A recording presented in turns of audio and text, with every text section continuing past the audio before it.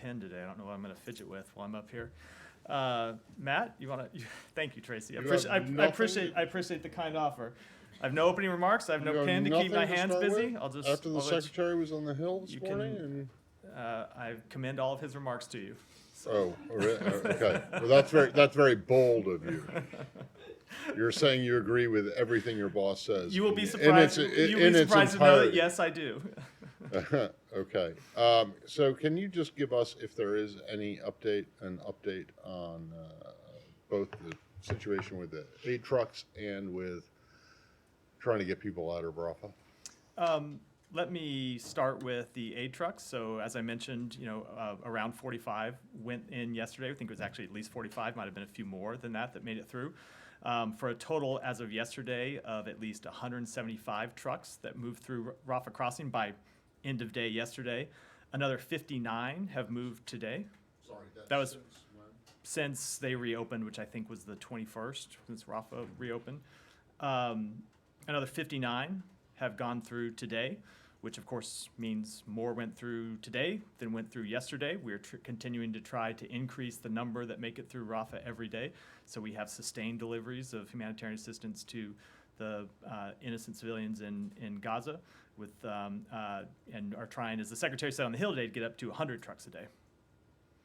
Okay, but in terms of people coming out of Gaza, it's like one-way traffic going in, right? It's you still haven't gotten any. None of the American citizens that you're aware of have been able to get out through Rafah. They have not been able to get out as of yet. I will say that we are making very good progress on this issue. You may have seen some reports that have moved from the region just in the last few hours about the possibility of Rafah Gate opening tomorrow. We have been intensely focused on this. As you know, the Secretary called the Prime Minister and Foreign Minister of Qatar yesterday to talk to him about impressing upon Hamas the need to make this happen. Ambassador Satterfield has been intensely engaged on the question. The President, of course, has been involved in it as well. I'm not in the position to make any announcements as I stand here right now, but I would say that we would welcome any agreement that would permit the safe exit of American citizens, families, other foreign nationals. It's our understanding that should we get there, it's not a process that would occur instantly. People would move out over several days. So while I can't get into any further details at this point, I would say that all of the American citizens who are in Gaza should continue to register with the State Department and look out for any announcements from us. And as soon as we have any actual information, we will make it available to them. Are you 10 days ago when we were out in the region, we were hearing the same thing. Oh yes, it'll be open. The Egyptians are waiting for them, and then it never happened. And are you more confident today than you were back then? With all of these things, I want to wait and see it actually happening. As I said, there are reports that Rafah Gate will open tomorrow. Right. I'm not, but I know that's what I said. I'm not in a position to confirm those reports as of yet. I will say that we are intensely focused on getting the gate open, not just for one-way traffic of trucks coming in, but for American citizens and other foreign nationals coming. Can't make any announcements today, but we have made good progress on this, even in the past few hours, and hope to keep making progress to get those American citizens out. Last one. Yesterday, I gave you a little bit of grief about the amount of humanitarian aid that you had pledged for Gaza, being $100 million at the time. There was more that the Secretary testified. Secretary Austin also testified to this morning. Can you be a little bit more explicit about how much you're asking for from Congress for Gaza specifically? I can't say Gaza specifically. What I can speak to is the request that we made in the supplemental package that the President requested, which is for a total of $9.2 billion in additional humanitarian assistance. Of that $9.2 billion, $5.7 billion is for USAID, and it would go to to fund USAID assistance programs in Ukraine and other areas affected by the war in Ukraine and Gaza. I can't break down the $5.7 billion because because the money hasn't been allocated yet. It has to be funded, then it has to be allocated, and USAID would make those decisions based on needs on the ground when we get there. But I can tell you that there's a $5.7 billion request. Some significant subset of that money would go to humanitarian assistance in Gaza. Okay, but you will accept that that's still a drop in the bucket compared to what you are asking for and what you're already giving to Israel. Again, it is a smaller number than what we're giving to Israel, but you have to remember that we are not the only one, as I said yesterday, that is funding humanitarian assistance to Gaza. There are other countries in the region as well that are contributing, and we will hope that others will do more. Thank you. There's one part on Rafah. There have also been reports. AFP reported, I think it was in the Egyptian press as well, that that wounded Gazans would be crossing starting tomorrow. Is that something you can either confirm or give a take on?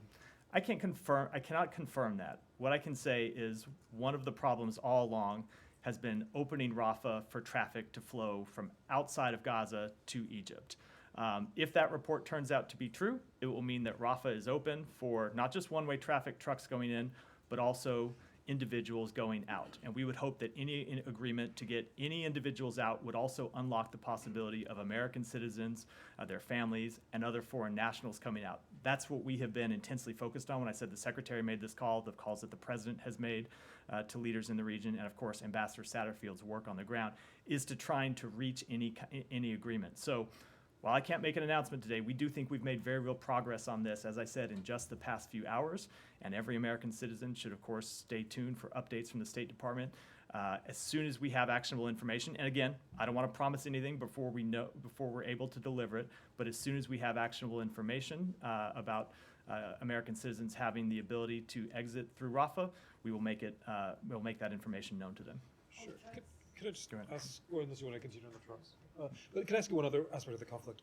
I know you've said before you're not going to give commentary on every strike, but there's quite a prominent one at the Jabalia refugee camp today.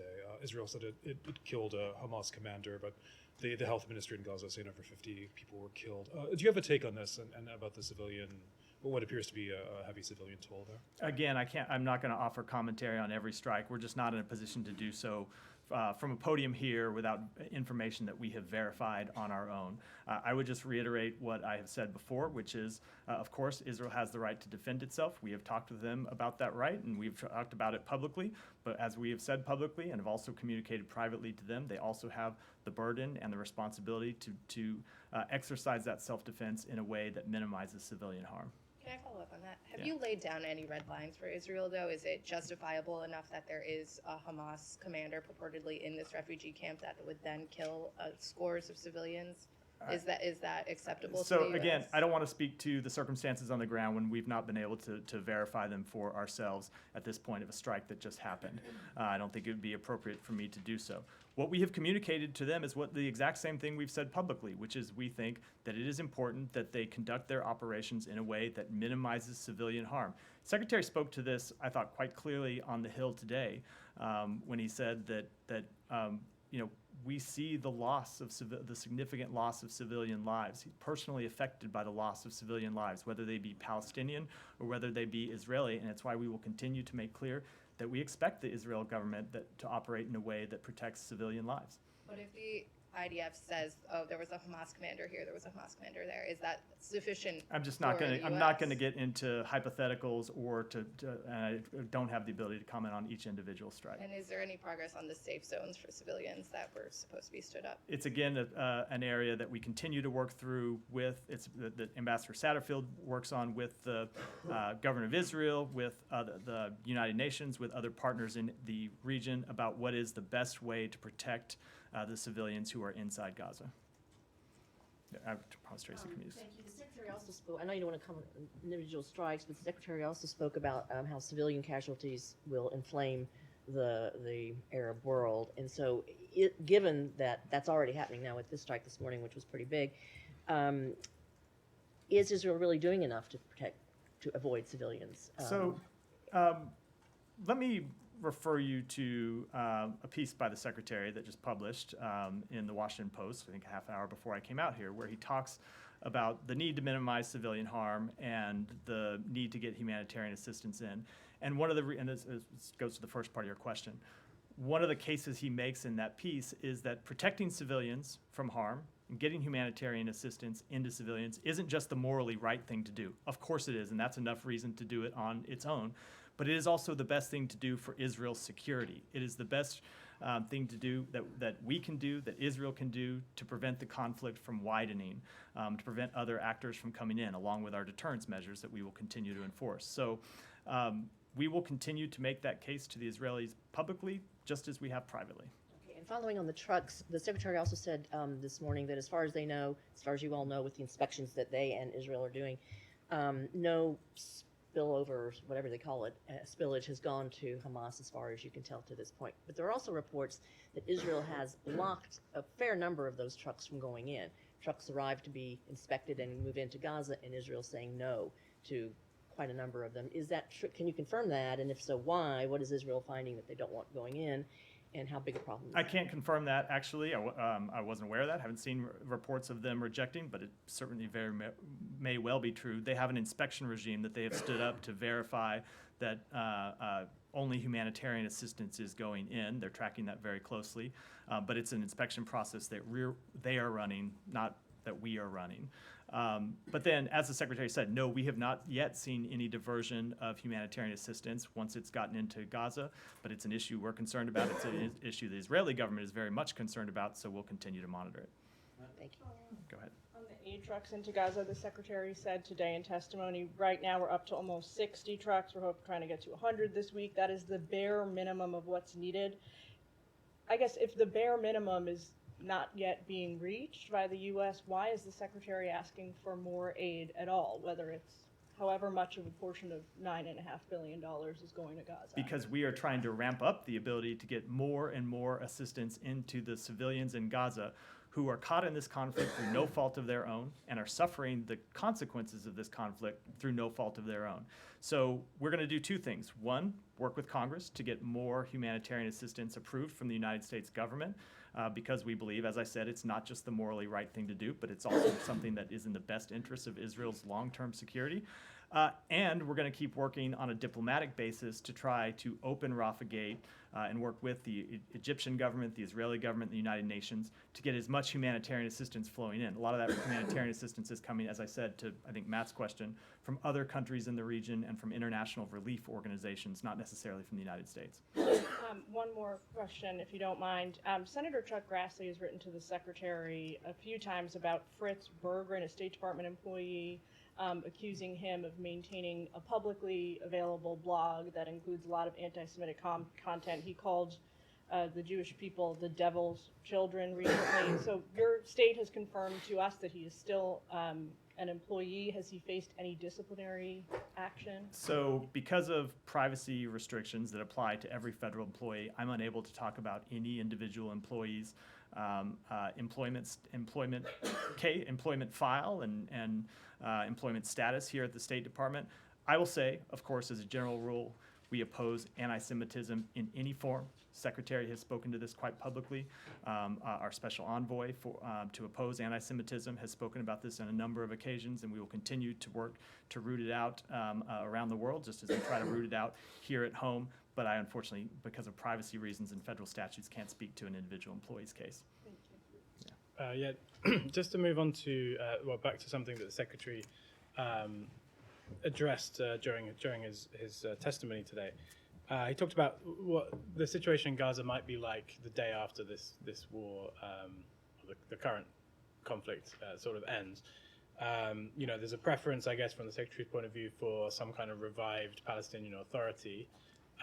Could you talk a bit more about what discussions you're having? Are there talks with the current Palestinian Authority to see if they are willing to do that?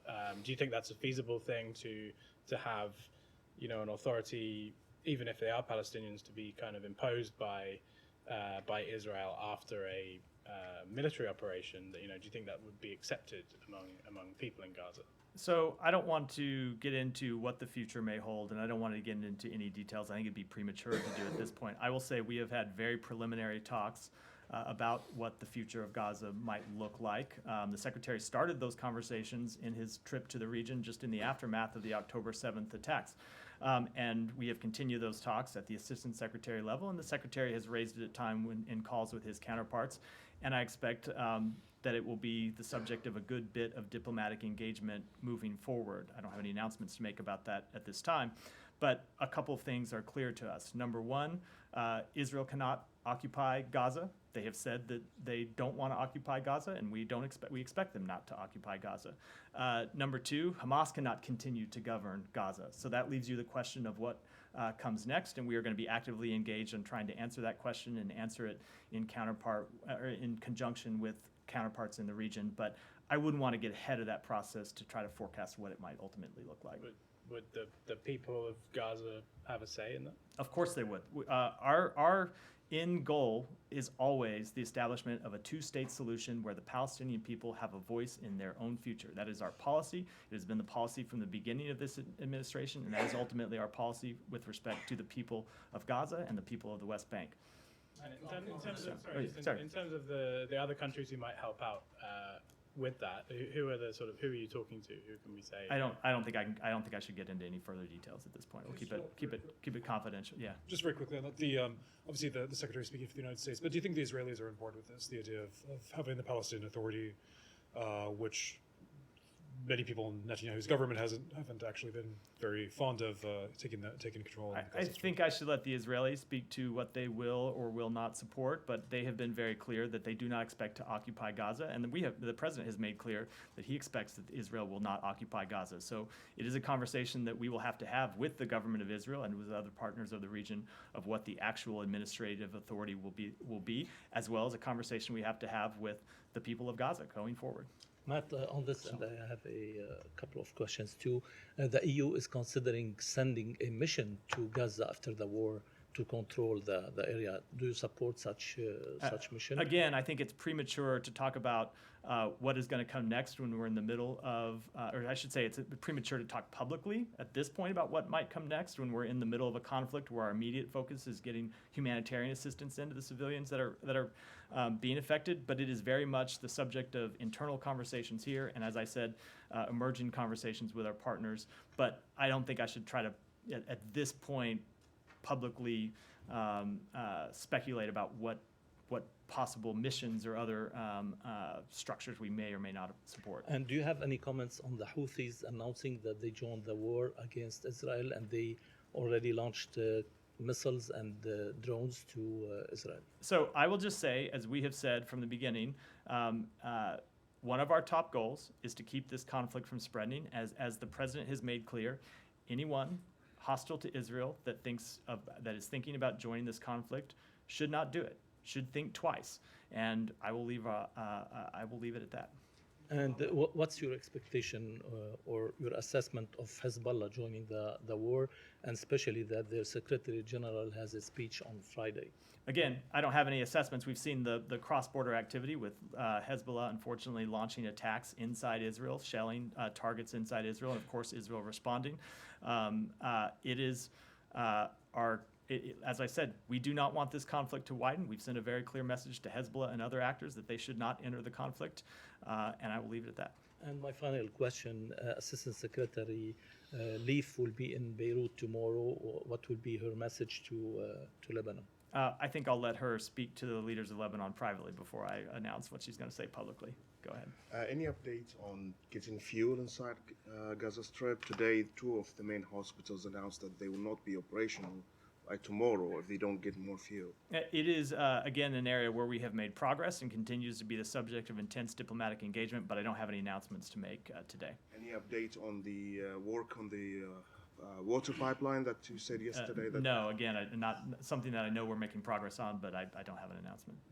So, Alex, go ahead. Just to follow up on what you just said about the Yemen, we'll see. What factors should Israel take into consideration in its response to Yemen? I will let Israel make those determinations for itself. I don't think I should publicly prescribe what factors they should take into consideration. But it is your position that they should not? Again, I'm going to keep the advice that we would give them private. I don't think it's appropriate for me to weigh into it here at the podium. Okay, fair enough. Secretary's speech today, which is, well, not to change the angle, but different, flip side of the story, when he talked about profound connections between the two wars in Ukraine and in Israel. He mentioned that how they intertwined both conflicts and they both are serious. My question is it fair for us to expect that, given the Secretary's assessment, it's very strong assessment, that the department is considering some obvious steps to, in terms of like Russian portion of his statement, to first In terms of Russia, in terms of Russian portion of his statement that Russia's war in Ukraine is equal to what Hamas is doing in Israel. By the way, it also came out from You President. mean steps beyond supporting Ukraine in its fight to defend two steps, itself actually. and supporting Israel and its ability to defend itself? Two Those particular- have been pretty significant steps already. Well, two particular steps would actually back it up perfectly well. One is to call Russia who it is. The president said that Putin is doing what Hamas is doing. That means state-sponsored terrorism. And secondly, to grant same rights to Ukraine that you have granted to Israel to fight back outside of its borders. So we don't grant or not grant any rights to Ukraine. We have made clear that with the weapons that we supply to them, those should not be used to launch attacks outside their own borders. But Ukraine ultimately makes its own decisions about how to wage its war. I would say, with respect to your question, again, we have been the largest supporter of Ukraine's right and ability to defend itself and repel the Russians' attack from its borders, just as we are supporting Israel's right to defend itself from the terrorist attacks. So I get that you continue to push for this one thing that you think would be the magical thing that we are doing that we're not now, but I would take a look at all of the billions of dollars of arms that we have provided to Ukraine that have had some pretty decisive impacts on the battlefield if you want to see the strength of our commitment. Don't get me wrong. The question is that why is it that Israel has the right to fight back outside of its border that Ukraine doesn't have by using the U.S. weapons? Ukraine has the Why is right it to make those decisions for itself. I don't have any. I think it's a little bit of a false Can you come back to comparison. me later on? Yeah, different- go ahead. Yesterday, an Israeli airstrike hit the Turkish-Palestinian Friendship Hospital for cancer patients in Gaza. The Turkish government condemned the attack, saying that it was carried out despite all necessary information, including the hospital's coordinates being shared with Israeli authorities. Do you have anything to say on that? And does the U.S. believe an hospital can be a legitimate military target? And do you think such actions are in line with the laws of war? So again, I'm not going to comment on individual strikes from this podium, but as I said yesterday, hospitals are important pieces of civilian infrastructure that deserve to be protected. Yeah, thank you, Matthew. I'm going back to the Houthis fire missiles to the Israel. You said multiple times, even the president said that, do not do that, but they are doing that. Do you think that they are joining the conflict or not? Again, Because- I'm not going to make an assessment about that from here, and Israel can make its own assessments about a conflict with Israel. I will just reiterate what our policy has been, which is that anyone that's thinking about this conflict joining this conflict should not do it. And do you have any red lines for the Iranian-backed groups because they are attacking you every day? Again, we have made clear that the United States reserves the right to defend its interests, defend its personnel, and will defend its interests and defend its personnel.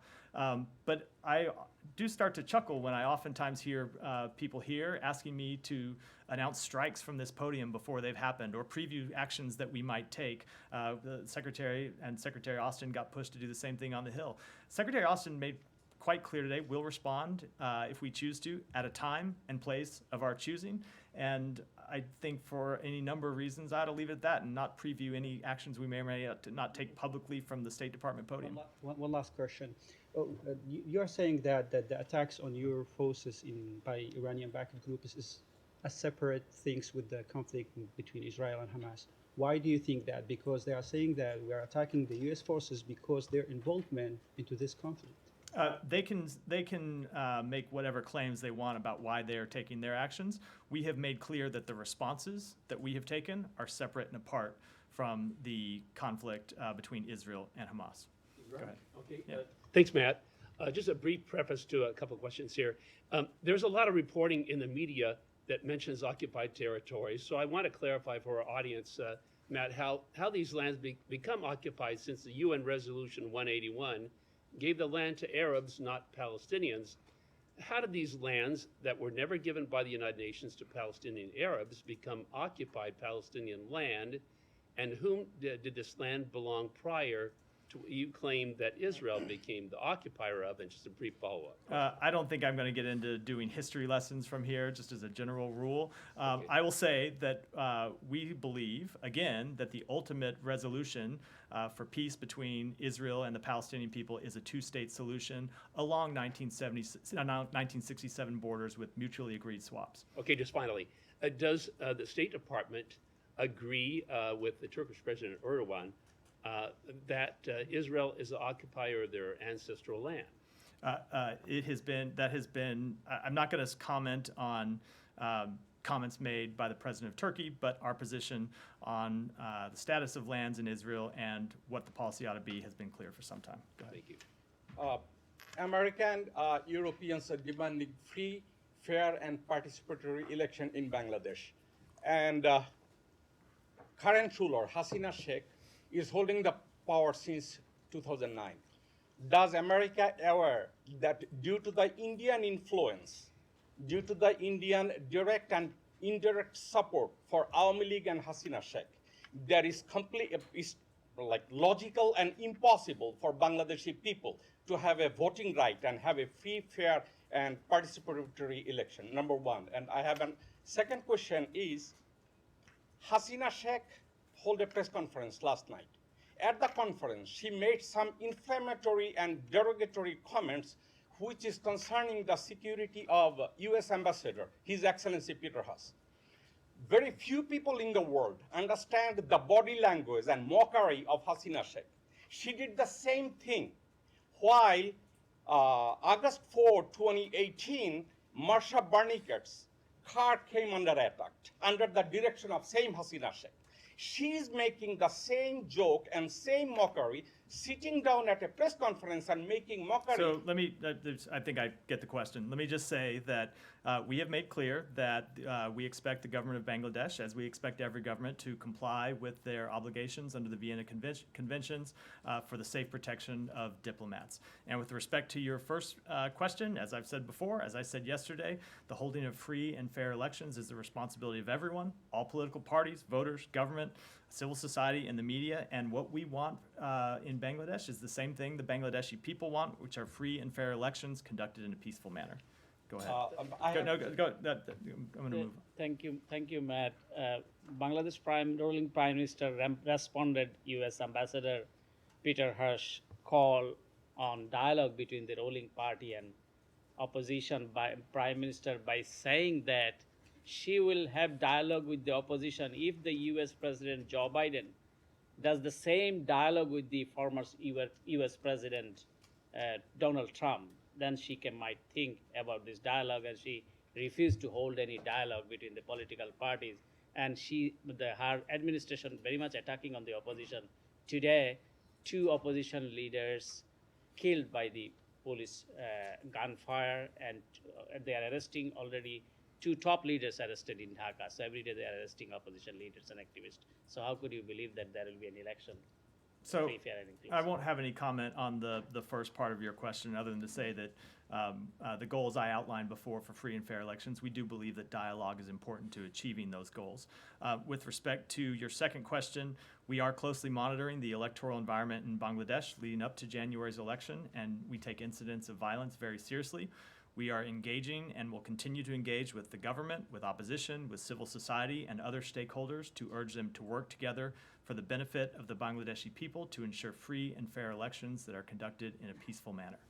Thanks, Matt. Simon. Neighboring country, since we're in the region. You had some sanctions on Myanmar today that target the oil and gas state enterprise. Just wondering, those sanctions were specifically looking at financial services provided to the MOGE, the state oil and gas company. Why not do full blocking sanctions on MOGE, put it on the SDN list, and prevent as you say, this is a huge source of revenue for the Myanmar military junta.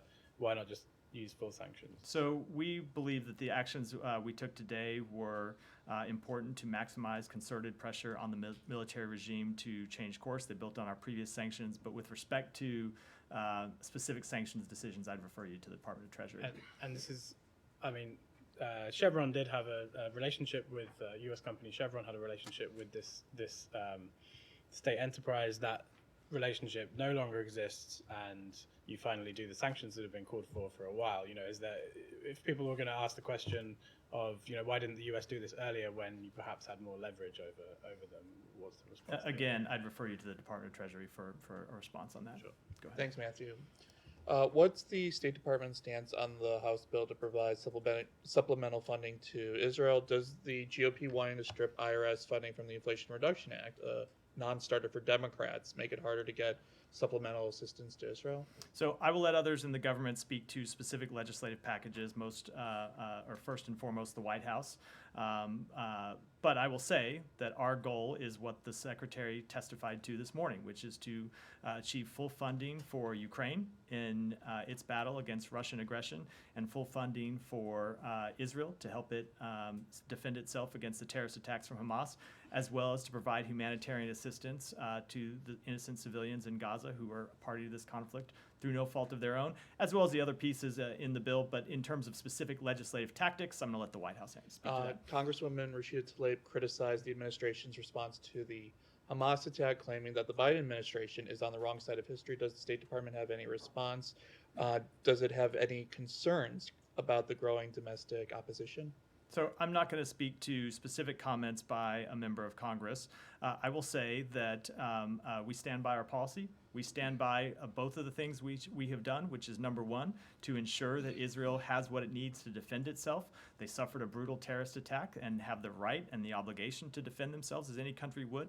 And two, our intense and ongoing work to get humanitarian assistance into innocent civilians in Gaza. And finally, is there anything you can share with us regarding what happened with the Houthis?